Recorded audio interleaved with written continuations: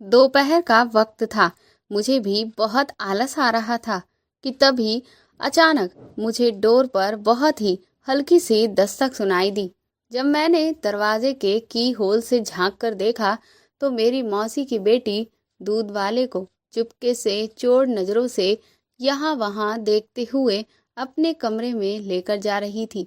ये सब कुछ देखकर मुझसे रहा नहीं गया और इसीलिए मैं तुरंत ही उनके कमरे में जाने के बाद उसके दरवाजे के पास पहुंची और जैसे ही मैंने उसके दरवाजे के की होल से अंदर झांक कर देखा तो मेरे तो होश ही उड़ चुके थे। वह दोनों प्राकृतिक अप्राकृतिक। मेरा नाम काव्या है। 12th कंप्लीट हो जाने के बाद पापा ने मुझसे पूछा कि मैं आगे किस क्षेत्र में जाना चाहती हूँ। दरअसल मैं हमेशा से एक डॉक्टर बनना चाहती थी। जब पापा को मैंने ये बात बताई तो पहले तो वह थोड़ा परेशान हुए क्योंकि हम आर्थिक रूप से बहुत ज़्यादा मजबूत नहीं थे, लेकिन फिर भी पापा ने मेरी इच्छा का मान रखते हुए मेरी पढ़ाई के लिए हामी भर दी। इधर मैं भी बहुत अच्छे से जानती थी कि मेरे सपनों की कीमत बहुत महंगी है, इसीलिए मैंने गवर्नमेंट मेडिकल कॉलेज में एडमिशन लेने के लिए जो एंट्रेंस एग्ज़ाम होता है उसकी तैयारी पहले से ही कर रखी थी, ताकि अगर मैं अच्छे नंबरों से उस एग्ज़ाम को पास कर लूँ तो कम फीस में ही मैं अपना सपना पूरा कर सकूँगी और मेरे पापा के कंधों पर भी इन सब चीज़ों का बोझ ना पड़ेगा। और ठीक ऐसा ही हुआ। मैंने काफ़ी अच्छे नंबरों से वह एग्ज़ाम पास कर लिया और उसके बाद मुझे जो कॉलेज अलॉट किया गया वह मेरी मौसी के शहर में मिला। इस बात से मेरे मम्मी पापा को थोड़ी राहत भी मिली कि मुझे जो कॉलेज मिला है वह मेरी मौसी के शहर में ही है, क्योंकि अब मौसी के रहते हुए उन्हें मेरी बहुत ज़्यादा फिक्र नहीं होगी। पापा ने तुरंत ही मौसी को इस बारे में सब कुछ बता दिया।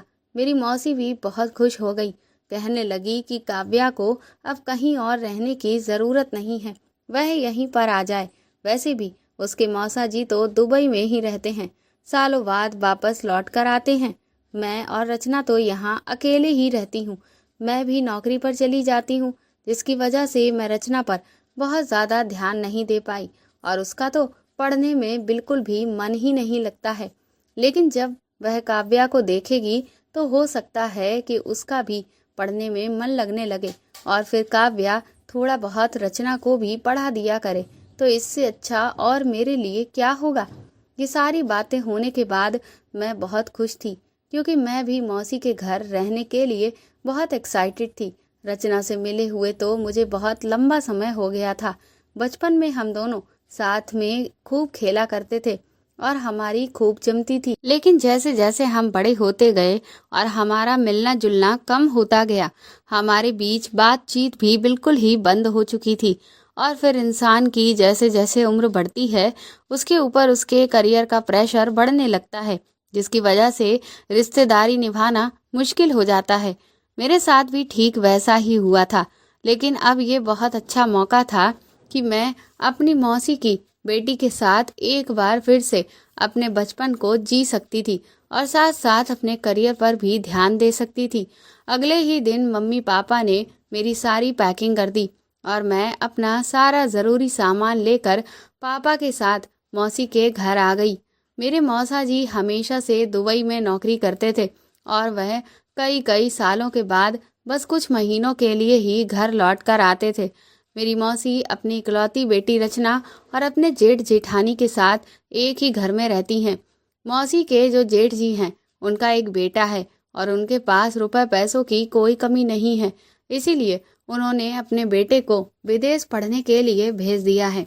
यह पूरा घर हमेशा से साझे में था और इसीलिए इस घर के एक हिस्से में मौसी के जेठ जेठानी रहते हैं और दूसरे हिस्से में मौसी अपनी बेटी रचना के साथ रहती हैं, क्योंकि मौसा जी की कमाई बहुत ज़्यादा अच्छी नहीं है, जिस वजह से मौसी भी नौकरी करती हैं। पापा मुझे मौसी के यहाँ छोड़कर वापस घर चले गए थे और मैंने अपने कॉलेज में जाकर सब कुछ पता कर लिया था और सारी चीज़ें सेट कर ली थी। इधर मौसी ने मुझे एक अलग कमरा दे दिया था, जबकि मैंने उनसे कहा भी कि मैं रचना के साथ ही उसके कमरे में रह लूँगी। लेकिन ना जाने क्यों मुझे ऐसा लगा कि शायद मौसी नहीं चाहती हैं कि मैं उनकी बेटी के साथ उनके कमरे में रहूं। उनके चेहरे के एक्सप्रेशन और हाव भाव से मैं उनके दिल के हालातों को समझ रही थी।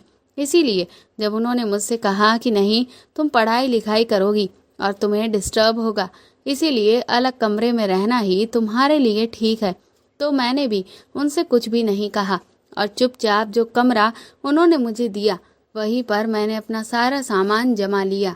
मुझे मौसी के घर आए हुए 2 दिन हो चुके थे, लेकिन अभी तक एक बार भी ऐसा नहीं हुआ कि रचना मुझसे अपनी तरफ से बात करने के लिए आई हो। मैं उससे जितनी बात पूछती बस सिर्फ वह उतना ही जवाब देती और बाकी सारा टाइम वह सिर्फ अपने कमरे में ही घुसी रहती। सिर्फ तभी निकलती जब उसे स्कूल जाना होता। स्कूल से लौटने के बाद वह सीधा अपने कमरे में जाती और रात का खाना खाने के बाद दोबारा से वापस वो अपने कमरे में चली जाती। मुझे उसका ये व्यवहार बहुत ही अटपटा सा लग रहा था, लेकिन फिर मुझे लगा कि जब लोग बड़े हो जाते हैं तो उनका व्यवहार काफ़ी ज़्यादा बदल जाता है। शायद रचना के साथ भी ऐसा ही है और वह अब मुझसे बहुत ज़्यादा मतलब नहीं रखना चाहती। इसीलिए मैंने भी रचना से कम बातचीत करने में ही अपनी भलाई समझी। मौसी के जेठ जेठानी काफ़ी अच्छे हैं।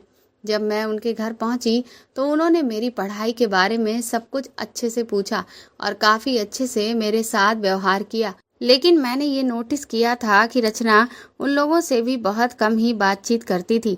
धीरे धीरे दिन यूं ही बीतने लगे और मैं अपनी पढ़ाई में अपना मन लगाने लगी। मौसी तो सुबह चली जाती थी और सीधा शाम को ही लौट कर आती थी। मैं अपने कॉलेज से दोपहर तक अक्सर वापस आ जाती थी। मैंने देखा था कि कई बार जब मैं कॉलेज से लौट कर आती तो रचना पहले से ही घर पर होती। इसका मतलब ये साफ था कि रचना बहुत कम ही स्कूल जाया करती थी। लेकिन मौसी को इस बारे में कोई खबर नहीं थी, क्योंकि वह तो सीधा शाम को वापस आती थी।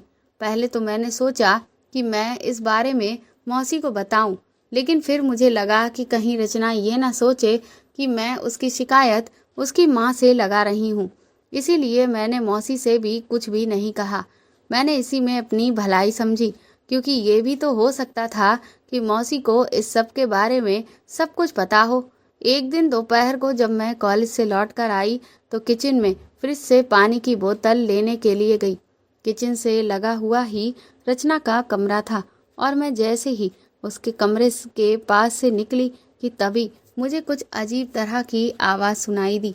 वह आवाज़ बहुत ही अजीब थी, ठीक वैसी ही कि जैसे कोई उस तरह से तरस रहा हो। इससे मुझे यही लगा कि शायद रचना अपने मोबाइल में कुछ गलत देख रही है, पर मैंने उस वक्त इस बात को नज़रअंदाज कर दिया, क्योंकि इस उम्र में अक्सर सभी के साथ ऐसा होता है। सभी के अंदर इस तरह की चीज़ों को देखने की जिज्ञासा होती है। इसीलिए मैंने सोचा कि रचना भी अब बड़ी हो रही है और अगर वह इस तरह की चीज़ों को देख भी रही है तो इसमें कुछ खास गलत नहीं है। लेकिन जब अगले दिन मैं दोबारा किचन में गई और फिर से मैंने इस तरह की आवाज़ रचना के कमरे से आते हुए सुनी तो मुझे थोड़ा सा अजीब लगा, क्योंकि ऐसे तो रचना इन सब चीज़ों की आदत डाल लेगी और ये चीज़ें किसी भी इंसान के दिमाग के लिए बिल्कुल भी ठीक नहीं है। इनकी रोज़ रोज़ आदत डालना मतलब कि एक तरह से खुद को नशाखोर बनाना। मैंने सोचा कि मैं रचना से बड़ी हूँ और मेरी जिम्मेदारी भी बनती है कि मैं रचना से इस बारे में बात करूँ। इसीलिए मैंने जैसे ही उसका दरवाज़ा खटखटाने के लिए दरवाजे पर हाथ रखा कि तभी अचानक उसके कमरे का दरवाज़ा अपने आप ही हल्का सा खुल गया। ये देखकर पहले तो मैं थोड़ा सा चौंक गई, क्योंकि इस तरह से अचानक उसके कमरे के अंदर जाना ठीक नहीं होता। लेकिन फिर तभी जितना दरवाज़ा खुला था उससे मुझे रचना के बेड पर उसके दोनों पैर अजीब तरह से आपस में टकराते हुए दिखाई दिए, जिससे मुझसे रहा नहीं गया और मैं थोड़ा सा और दरवाज़ा खोलकर अंदर झांक कर देखने लगी। और जैसे ही मैंने अंदर झांका तो मेरी तो आंखें हैरानी से फटी की फटी रह गईं। रचना अपने मोबाइल में तो कुछ भी नहीं देख रही थी, बल्कि वह तो खुद से ही बिस्तर पर लेटकर इस वक्त रचना को देखकर ऐसा लग रहा था कि जैसे वह ना जाने कितना इन सब चीज़ों के लिए तरस रही हो। वह अपने आप में ही सिमटती चली जा रही थी, बार बार खुद सिकुड़ रही थी और बार बार खुद को पूरे बिस्तर पर फैला रही थी। कभी चादर को पकड़कर खींचती तो कभी तकिए को। उसकी आंखें पूरी तरह से बंद थीं और इसी वजह से उसे एक पल के लिए भी इस बात का एहसास नहीं हुआ कि मैंने उसे ये सब करते हुए देख लिया है। उसे ऐसी हालत में देखकर मैं तुरंत ही वापस अपने कमरे में आ गई। रचना अभी स्कूल में थी। वह सिर्फ 16 साल की थी और 12वीं कक्षा में पढ़ रही थी और अभी से इस तरह की चीज़ों में पढ़ना उसके लिए बिल्कुल भी ठीक नहीं था। बल्कि इस समय तो इंसान को अपना दिमाग ज़्यादा से ज़्यादा पढ़ाई में लगाना चाहिए। लेकिन रचना न जाने किस तरह की चीज़ों में पड़ गई थी। आज मैंने उसे जिस हालत में देखा, ऐसा लग रहा था कि जैसे वह बुरी तरह से तड़प रही हो, जैसे उसकी जान ही निकली जा रही हो। इन सब चीज़ों के बारे में सोच सोच कर मुझे मौसी पर थोड़ा गुस्सा भी आ रहा था, क्योंकि मौसी को ये लग रहा था कि वह नौकरी करती हैं तो इस वजह से वह रचना पर ध्यान नहीं दे पाई, तो जिससे वह पढ़ाई में पीछे रह गई है। लेकिन हकीकत तो ये थी कि वह ना सिर्फ पढ़ाई में पिछड़ गई है, बल्कि वह तो गलत तरह की भावनाओं से भी भर चुकी थी। पर अब मुझे समझ नहीं आ रहा था कि मैं इस बारे में रचना से आखिर कैसे बात करूं, क्योंकि वह खुद से तो मुझसे अब बात ही नहीं करती। और अगर उसे ये बात पता चल गई कि मैंने उसे इस तरह की हरकत करते हुए देख लिया है, तो फिर ना जाने क्या होगा। मुझे कुछ भी समझ में नहीं आ रहा था कि मैं किस तरह से रचना को समझाऊं। धीरे धीरे दिन यूं ही बीत रहे थे और अब जब मैंने रचना को इस तरह से देख लिया था, तो ना चाहते हुए भी मेरा ध्यान बार बार रचना के ऊपर ही जाता था। मैं उसकी हर एक हरकत को नोटिस करती थी। मैंने देखा था कि अक्सर जब वह अपने कमरे में होती तो उसके कमरे से इसी तरह की आवाज़ें आती और उसका ध्यान हमेशा किसी दूसरी जगह पर ही होता था। वह बहुत ज़्यादा खोई खोई सी रहती थी और बार बार अपने हाथ पैर अजीब तरह से वह मलती रहती थी, जैसे कि वह कुछ पाने के लिए तरस रही हो। अभी ये सब चल ही रहा था कि तभी मैंने एक दिन देखा कि रचना किचन में पानी पीने के लिए गई। वैसे तो मैं इस बात पर ध्यान नहीं देती, लेकिन पानी पीते पीते ही जब वह यहाँ वहाँ झांक कर देख रही थी, तो इस बात से मुझे थोड़ा शक हुआ। मैं उस वक्त अपने कमरे से बाहर आने वाली थी, लेकिन मैं तुरंत ही वापस अपने कमरे में आ गई और फिर मैंने जब की होल से देखा तो सामने रचना ने जो किया उससे मैं दंग रह गई। उसने तुरंत ही चुपके से एक बैगन निकाला और उस बैगन को अपने टॉप में छुपा लिया और फिर तुरंत ही भागकर वह वापस अपने कमरे में चली गई थी। मैं भी तुरंत ही उसके दरवाजे के पास गई और जब मैंने अंदर से उसकी आवाज़ सुनी तो उससे मैं अच्छी तरह से समझ गई कि वह बैगन को अपने कमरे में लेकर क्यों गई है। इसका मतलब साफ था कि रचना बुरी तरह से इन आदतों में फंस चुकी है और वह इससे छुटकारा पाने की जगह अपनी इस इच्छा को पूरी करने के लिए इस तरह के तरीके अपना रही है। ये सब देखकर मेरी परेशानी हद से ज़्यादा बढ़ती जा रही थी।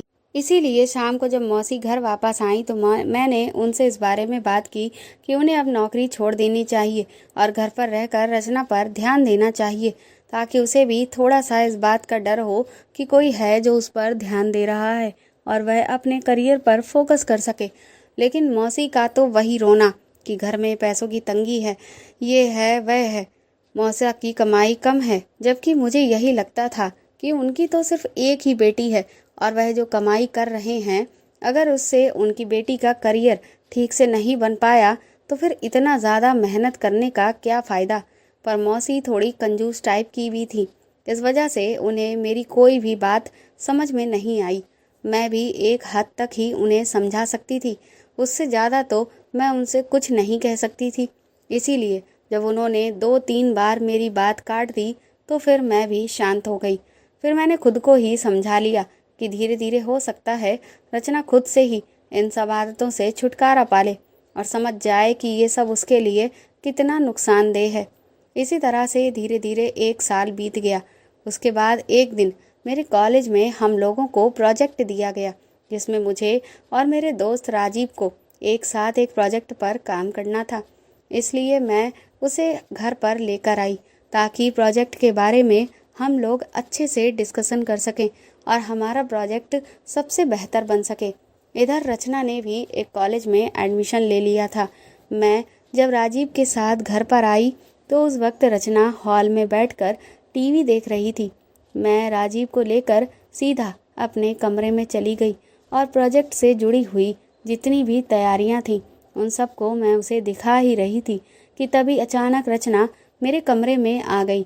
उसे ऐसे कमरे में देखकर मैं खुद हैरान रह गई, क्योंकि अभी तक ऐसा कभी नहीं हुआ था कि रचना खुद से मेरे कमरे में आई हो और इस तरह से वह मुझसे बात करना चाहती हो। पहली बार ऐसा था कि रचना मुझसे इतना मुस्कुराकर बोली थी। जब वह कमरे में आई तो मैंने उसे राजीव से इंट्रोड्यूस कराया। राजीव को मैंने बताया कि ये मेरी मौसी की बेटी है। उसके बाद हमारे बीच में बहुत देर तक हंसी मजाक और बातचीत चलती रही। आज तो ऐसा लग रहा था कि जैसे रचना कोई और ही है, जैसे उसके अंदर किसी की आत्मा घुस गई हो। आज वह जितना हंस बोल रही थी, इतना तो मैंने उसे कभी भी हंसते हुए नहीं देखा था।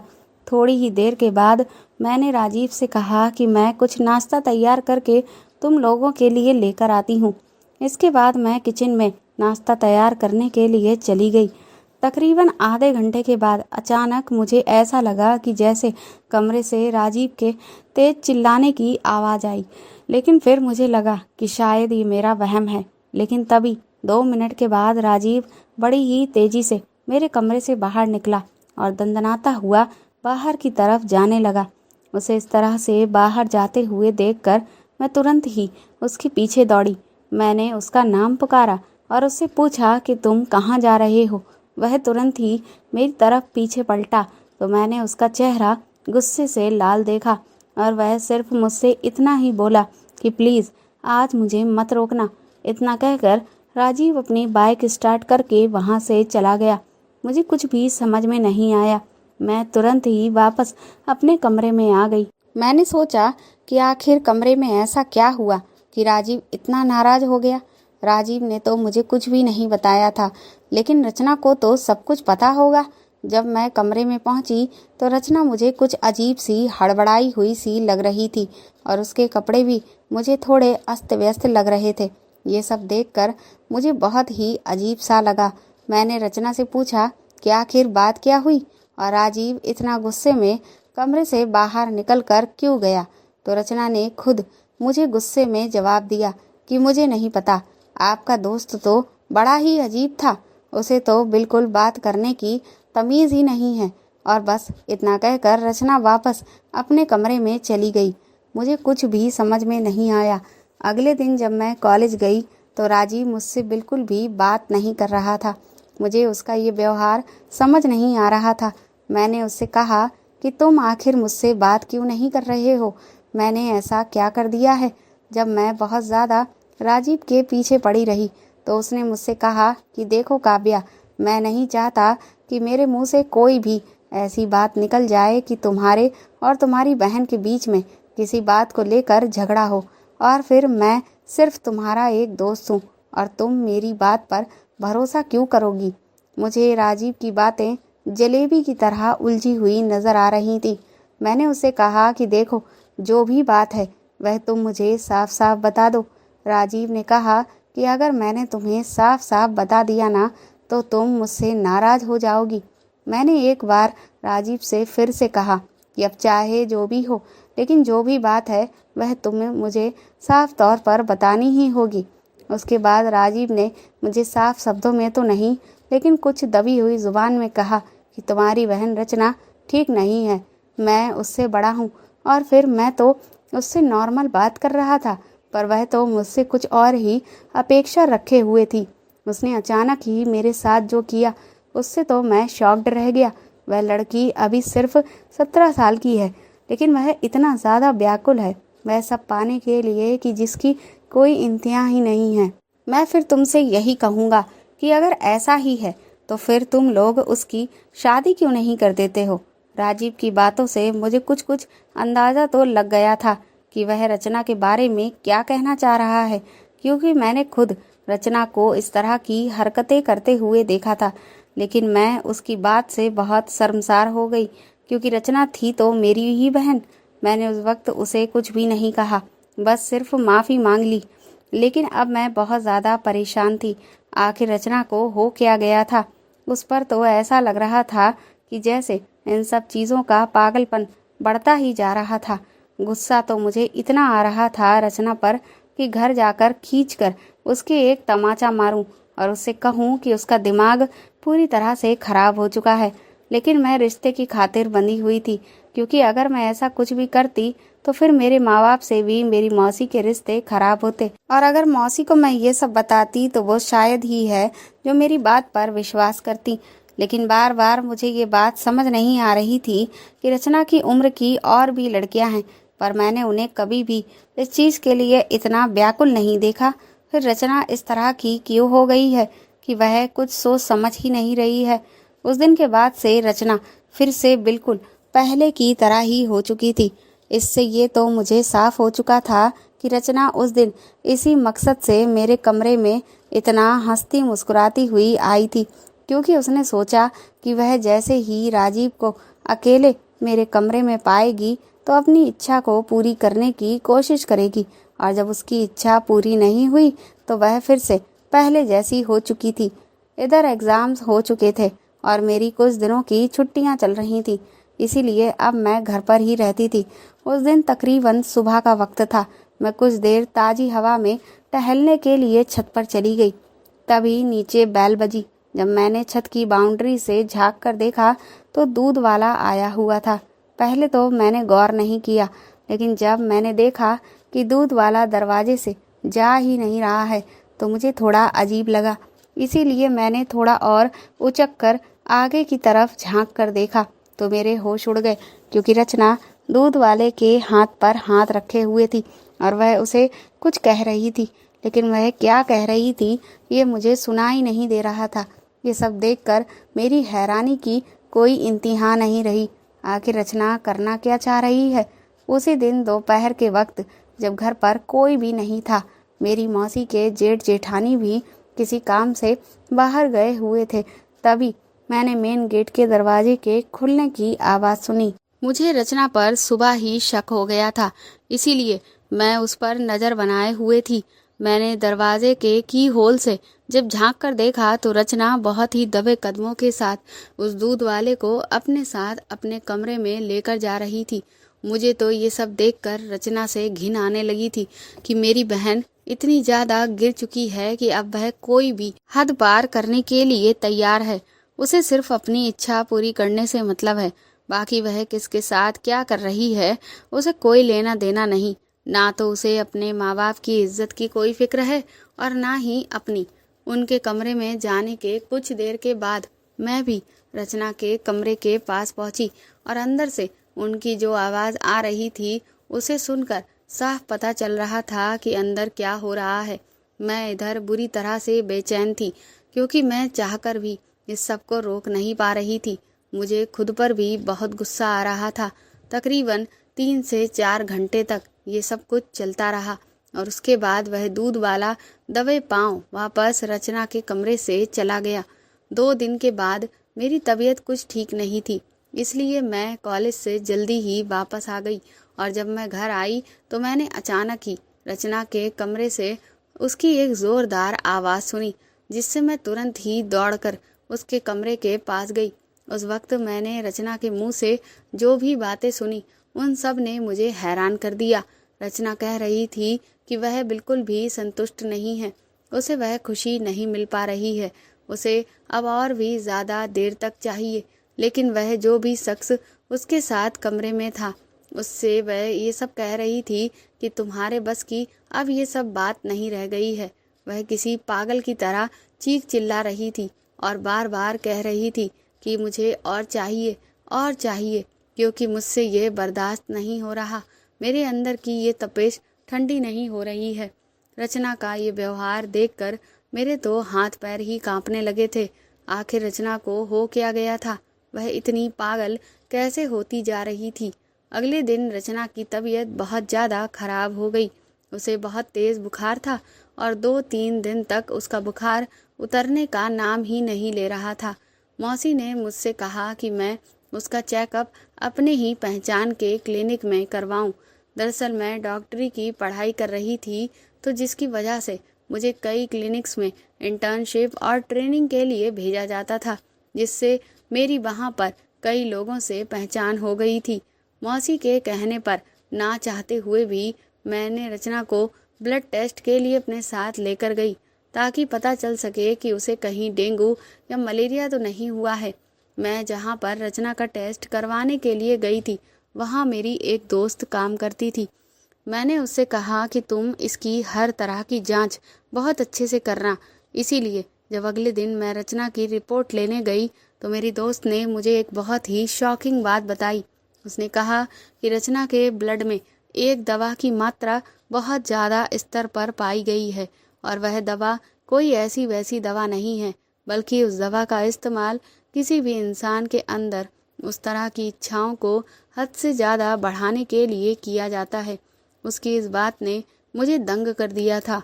इसका मतलब साफ था कि रचना को मैं जो भी हरकतें करते हुए देख रही थी, या उसके अंदर इस तरह की इच्छाएं बहुत ज़्यादा बढ़ती हुई देख रही थी, तो उसकी वजह ये दवा ही थी। लेकिन अब सवाल ये था कि रचना इस तरह की दवाएं क्यों ले रही है। ये पहेली और भी ज़्यादा उलझती चली जा रही थी। इसीलिए घर लौटकर मैंने मौसी और रचना को अपने ही पहचान की एक अस्पताल में दवा लेने के लिए भेज दिया, और उनके जाते ही मैंने रचना के कमरे की अच्छी तरह से तलाशी ली, क्योंकि अगर वह इस दवा का इस्तेमाल कर रही है तो वो दवा उसके कमरे में कहीं ना कहीं तो मिलेगी। पर मैंने कोना कोना छान मारा, लेकिन वह दवा मुझे कहीं भी नहीं मिली। अब मुझे समझ नहीं आ रहा था कि क्या रचना ये दवा ले रही है, या फिर उसे ये दवाई कोई दे रहा है। लेकिन अगर उसे ये दवा कोई दे रहा है, तो फिर वह कौन हो सकता है, और फिर उसे इस तरह की दवा कौन देगा? ये सवाल अब सबसे बड़ा था। कुछ दिनों तक तो मैं इस सब से बहुत ज़्यादा परेशान रही, क्योंकि मुझे अपने सवालों के जवाब कैसे मिलेंगे, इसका मुझे कोई भी रास्ता सूझ ही नहीं रहा था। फिर एक दिन मेरे दिमाग में आइडिया आया कि अगर मैं रचना के कमरे में खुफिया कैमरा लगा देती हूँ, तो शायद मुझे अपने सवालों के जवाब मिल पाएँ, और उसमें जो भी सबूत इकट्ठा हो गए हों, उसके आधार पर मैं मौसी को भी रचना की सारी सच्चाई बता सकती हूँ, ताकि वह वक्त रहते अपनी बेटी को सही रास्ते पर ले आएं। यही सब सोचकर मैंने मौका पाते ही रचना के कमरे में खुफिया कैमरा लगा दिया। पर इधर तभी पापा की तबीयत बहुत ज़्यादा खराब हो गई, जिस वजह से मैं वापस अपने घर चली गई, और इस सब में 2-3 हफ्ते बीत चुके थे। जब मैं लौट कर आई तो मौसी के घर की हालत देखकर तो मैं दंग रह गई। मौसी बुरी तरह से रो रही थी।